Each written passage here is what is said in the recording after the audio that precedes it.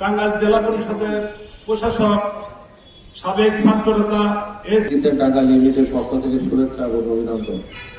আসলে এই যে জলবায়ু পরিবর্তন বেশি যে কয়েকটা দেশের মধ্যে, তার মধ্যে বাংলাদেশ অন্যতম।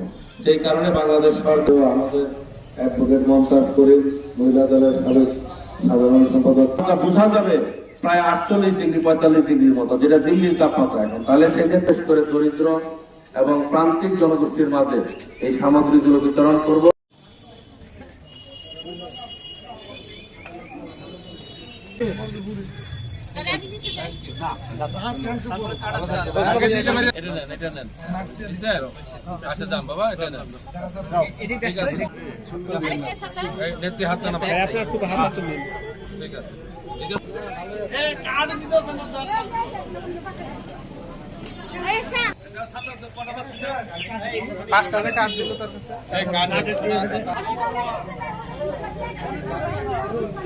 এই সামনে দেন।